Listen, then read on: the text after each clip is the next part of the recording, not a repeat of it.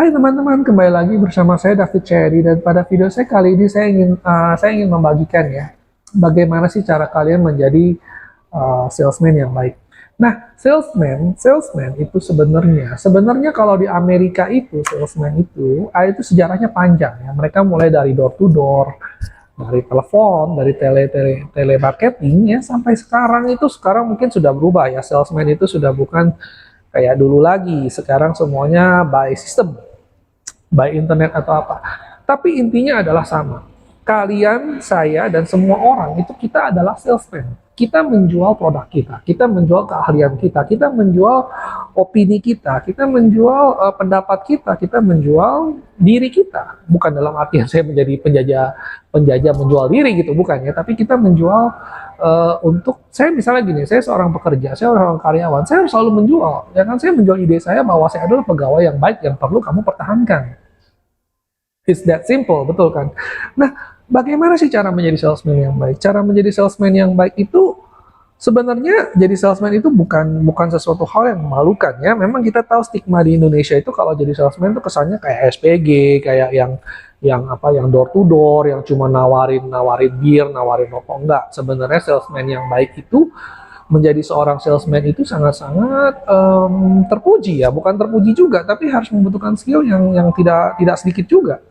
Banyak CEO dari perusahaan-perusahaan besar di Amerika itu dulunya semua berawal dari salesman, because they know their product so well. Mereka akhirnya diangkat terus dan akhirnya menjadi CEO karena mereka ngerti produknya, mereka ngerti konsumennya, mereka ngerti teknisnya, mereka ngerti productionnya, mereka ngerti biayanya dan persaingannya semua sama.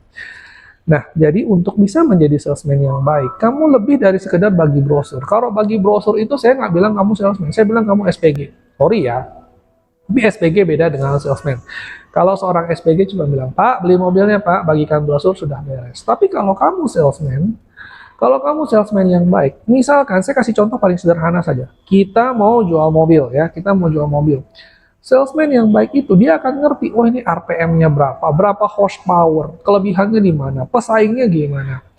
Kamu harus ngerti leasing. Oh, kalau Bapak nggak ada uang, itu leasingnya saya bisa akalin dengan begini ya kan. Kalau misalnya Bapak kebutuhannya ini, saya bisa sarankan Bapak beli yang model ini. Model ini udah cukup bagus. Model ini kelebihannya apa? Kamu harus bisa ngomong. Kamu harus bisa menjelaskan produk kamu sendiri. Kalau konsumen yang sedikit bawel, dia akan bilang, dibandingkan dengan merek itu, menurut kamu gimana? Oh, menurut saya begini-begini, kelebihannya, kekurangannya. Dan jadi salesman yang baik itu bukan berarti kita harus berbohong ya. Kadang-kadang jadi salesman yang baik itu apa adanya. Kalau misalnya produk kamu kurang bagus, ya bilang aja, oh produk kita memang kalah bersaing, tapi jangan salah, produk saya lebih murah ya. Atau misalnya sebaliknya, produk saya itu memang lebih mahal, tapi jangan salah, produk saya gengsinya di atas produk sebelah. Jadi gimana kamu meyakinkan pembeli bahwa barang kamu adalah yang paling utama? Sebentar ya, saya kok sedikit hitam putih. Nah,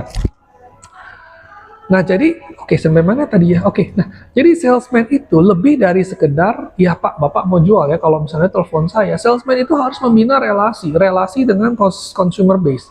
Saya punya kenalan salesman, dia itu salesman yang sudah kawakan, sudah makan banyak asam garam. Dia tahu kalau misalnya saya bertanya sama dia, kok saya mau cari benang ini nih. Oh, benang ini saya nggak punya, tapi teman saya punya. Wah, koneksinya itu udah satu Bandung, udah tahu semua siapa punya ini, siapa pegang ini, siapa yang jual ini, pokoknya kamu mau cari apa, kamu telepon dia.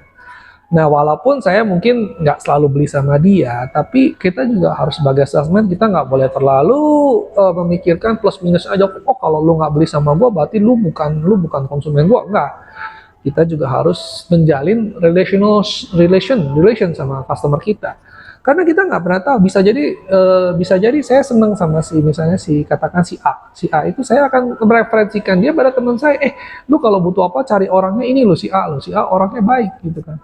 Dan dengan pengetahuan dia, bos dia juga segan sama dia. Gimana mau pecat dia? Ini satu Bandung semua kenal dia ya kan, bawa panji nama dia. Nah, otomatis karirnya juga akan lebih baik dibandingkan dengan salesman yang cuman asal jual, asal bagi brosur. Kalau cuma bagi brosur mah nggak usah hebat-hebat ya kan, SPG gue juga bisa gitu kan, office boy gue suruh, lu ambil brosur ya, atau nggak saya ke internet aja zaman sekarang, saya ketik sebentar sudah keluar semua brosurnya.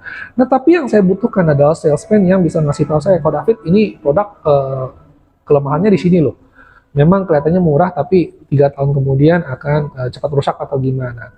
Dia juga harus balance antara jujur dan promosikan produk dia dan segala macam, karena kita juga manusia gitu loh.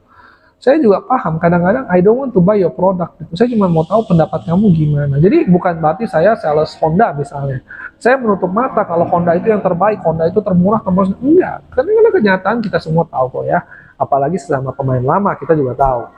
Saya sebagai seorang garmen, saya juga tahu kalau ini orang cuma ngomong apa istilahnya, ngomong manis-manisnya doang, saya juga paham ya kan. Dia juga paham kalau saya misalnya, saya juga nanyanya juga udah mulai halu yang nggak realistik, dia juga paham. Misalnya saya bilang saya bohongin dia, saya kalau beli 1000 mesin gimana, dia juga tahu kita sama-sama pemain lama, kita harus saling merespek kredibilitas kita masing-masing.